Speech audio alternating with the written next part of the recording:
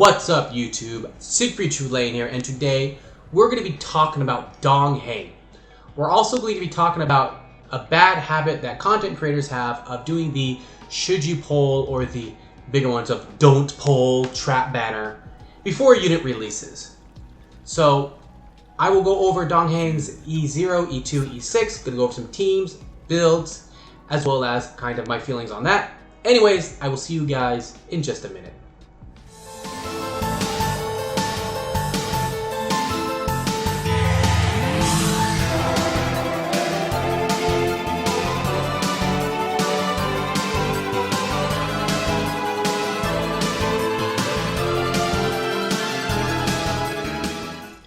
Welcome back. Today we're talking about Dan Heng. So real quick, we got a kind of a big checklist to go around here. So let's just get this started because this video is going to be a little long. The first thing we're going to start with is light codes. Okay. Now at the end of this, we're going to discuss whether or not should you actually summon for him, as well as my feeling on those videos when they come out. But first, let's take a look at this character. Light cone wise, Dan Heng in Bibiter Lunae, if you don't know this, can use actually two different light cones. Obviously, I have his best in slot at Synchronization 5. I've only done this once, and that was for Zayla. But a very convenient one to use is the free-to-play on the Fall of an Eon, which you can get from the simulated universe quite easily. I think it would take you 4 weeks. Actually, well, you get a bonus. So, like, you should have this one already. Getting it to S5 won't take that long. Maybe 4 weeks? 4 to 8 weeks, depending on how many you can get. I don't remember, personally, how many of the upgrade chips you get. You can buy a week. I think you can only get one. So very good free-to-play option if you're wanting a free-to-play. Next, let's talk about his teams. So in order to build a proper Dan Heng in Bibiter Lunae team, you're probably going to want to use a Nihility, a Harmony, and an Abundance, obviously for the healing. So Nihility options, there are 3 big options for Nihility. Silver Wolf, which hopefully you pulled her when she dropped. Weld, if you got lucky and got him. And of course, the last one being Pela, which is your complete free-to-play option if you're completely stuck and haven't gotten anything good. These are your 3 really good free-to-play. They're your 3 really good Nihility options. I feel like, depending on your gear, either one of these 2 is always going to be best. So, next let's talk about your Harmony options. Harmony, obviously, the best, in my opinion, is always going to be Bronya. She's always going to be a top-tier Harmony unit, as she can make your turn go faster. If you have any Eidolons on her, like mine is Eidolon 2, she can actually increase my speed by 30%. Actually, mine's Eidolon 3, sorry.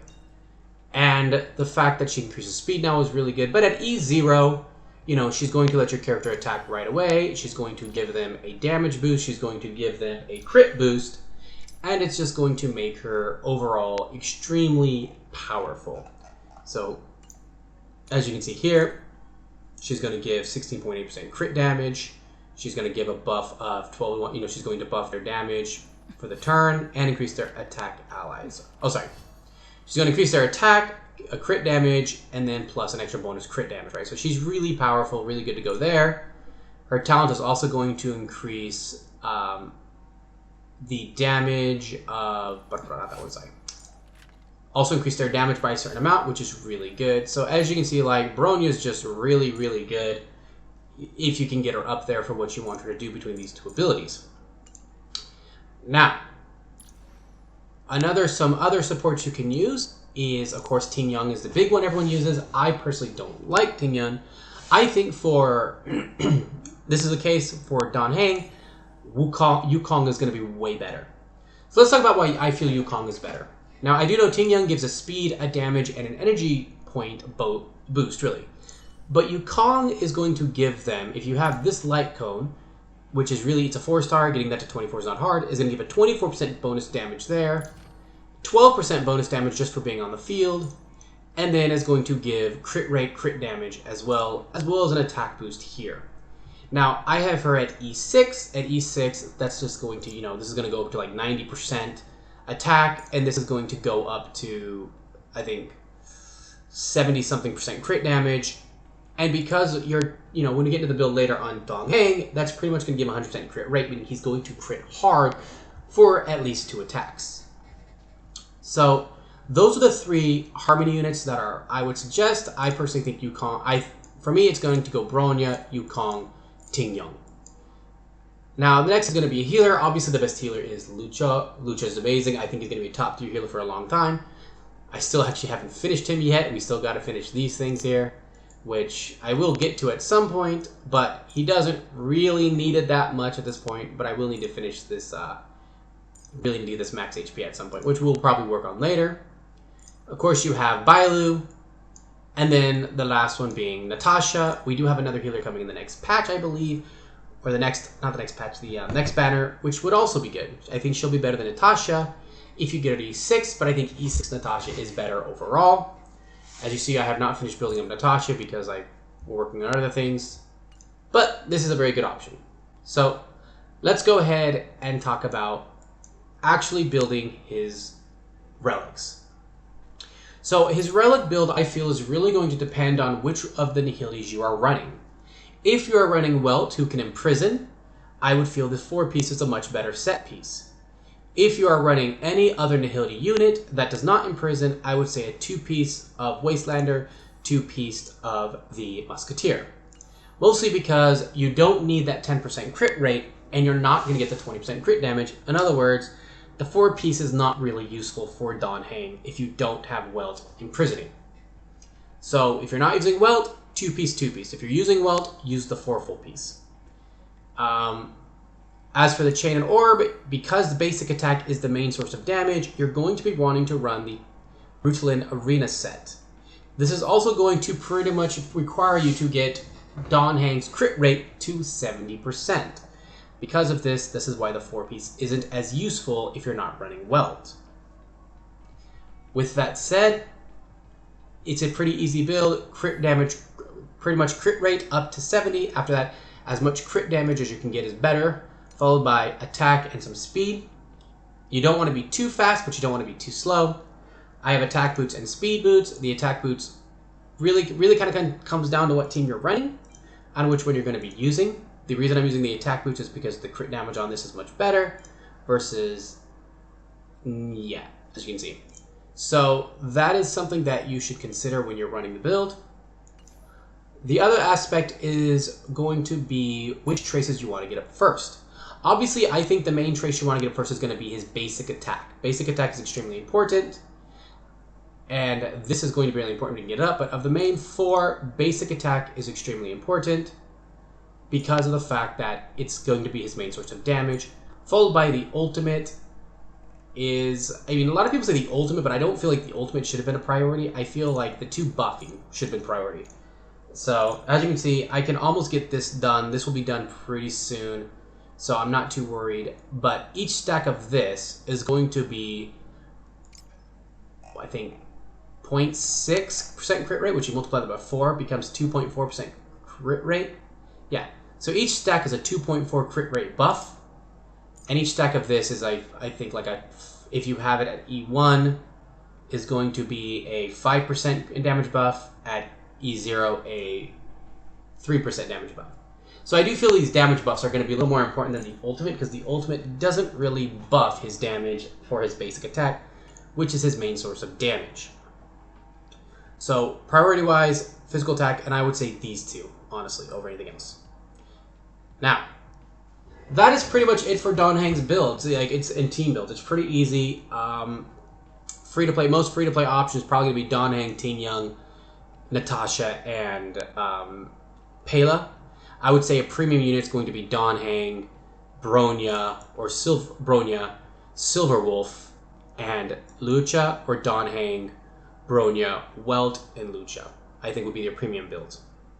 But let's go and talk about his Eidolons. Now, if you're free to play, you're obviously going to be at E0, so a lot of what I'm going to say isn't going to matter at this point. If you're free to play, feel free to, do whatever at this point. I will be, and it's at the end of the video, I'll be going over something else, but this portion is going to be more for whales and dolphins. So, if you're going to be a dolphin and you're looking at where's the best place to stop, E2 is the best place to stop. This is the game changer for him. It's going to completely change the way he plays as you're going to go from your rotation changing. Your original rotation is usually going to be, if the ultimate is up, ultimate, then normal attack. But once you get E2, you're going to want to do normal attack, ult, normal attack. This is also going to be really good because it means the speed isn't going to matter as much, as when he gets his ultimate, he's going to get that extra attack right off the bat. The next one is going to be E4, which is going to be a permanent crit damage buff. Good for the crit damage, but not nearly as good as this right here, which is going to be a 60% resistance, imagery resistance penetration, which is actually more broken than I realized when I first actually saw it. I didn't think it was going to be as good as it is. It's really good. Obviously, if you're willing, you're going to go here, but if you're going to just Dolphin, I would say go to E2, and that's where you want to stop. I would say E2 and his light cone, and your Dan Heng is busted. He's so broken, you don't need the other ones. Obviously, I love Dan Heng. He was a character I was so hyped for, but then I wasn't really using as a 4-star, so the 5-star definitely was my big one for me. So at E2, you're pretty much going to be using buffs right before his first attack, or you're going to be using the buffs right before his ultimate, because you're going to get the ultimate and his attack next. It means if you're using Team Young's ultimate and she's E6, where she's just going to get that one stack, you don't have to worry about not getting it, because you can pop her ultimate, then his ultimate, and then his attack should come up, as long as you time it around an enemy's attack. So I would time it right when the enemy is going to attack, and then pop her ultimate, then pop his ultimate, so then you can get his attack at full power. The other thing is I would pop her ultimate, and then pop everyone's ultimate, and we're going to get into that for E6. For E6, the ultimate rotation is going to be a lot more important how you do it. You are going to want to pop everyone's ultimates before his, which is usually what I do anyways. Normally I do my support, my Harmony, my Nihility, my Healer, and then my DPS. The reason is Harmony is usually going to increase the crit damage of everyone.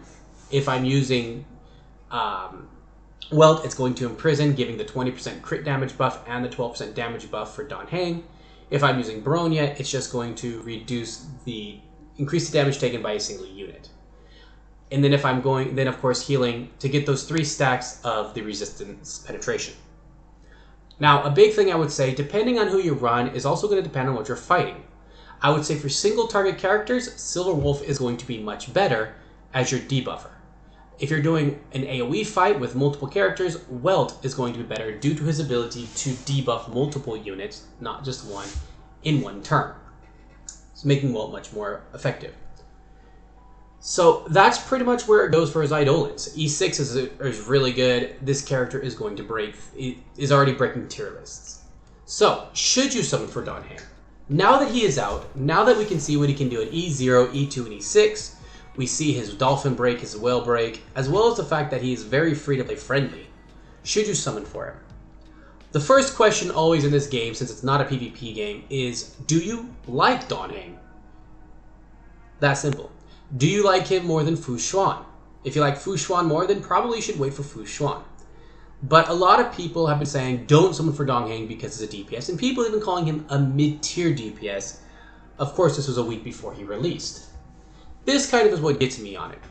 People making don't summon videos or it's a trap before a character released is the most clickbait thing possible and really irritates me because I have seen this happen over and over again, and 9 times out of 10, their calls are wrong.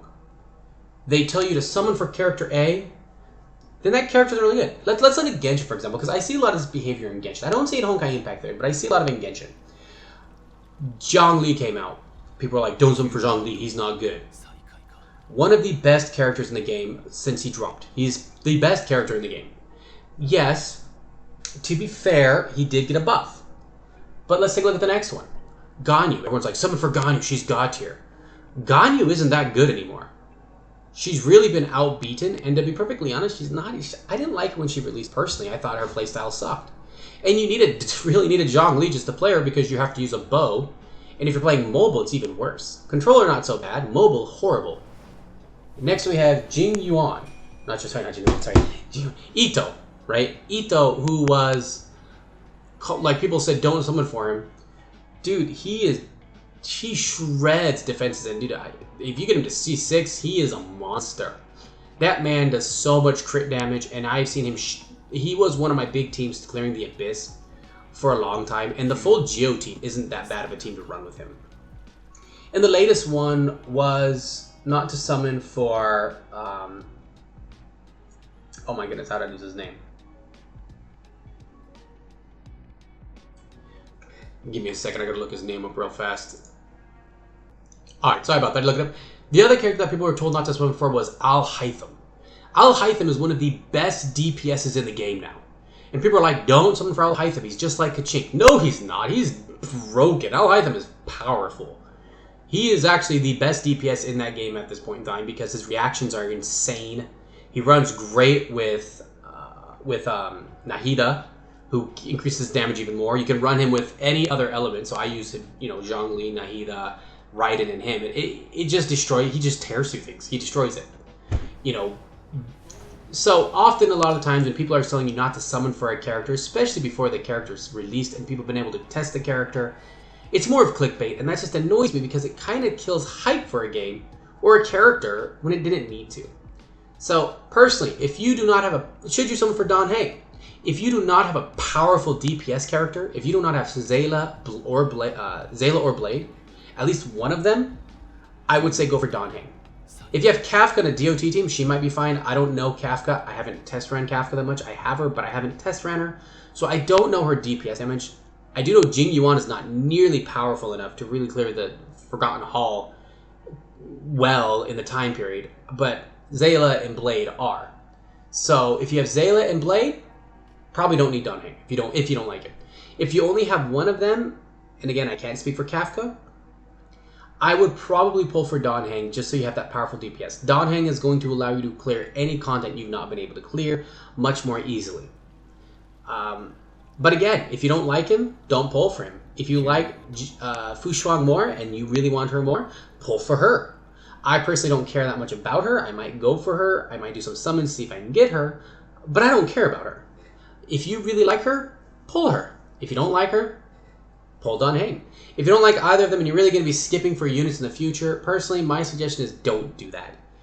Sitting there and saving, 400, 600 tickets to E6 a character, you pretty much lost in-current game currency you could have earned from doing the harder difficulties. And you're waiting for... I feel like that's a big gamble versus getting characters at E0 that are going to be efficient. So, unless you don't like Dan Heng or you have two good DPSs, yeah, I would skip him.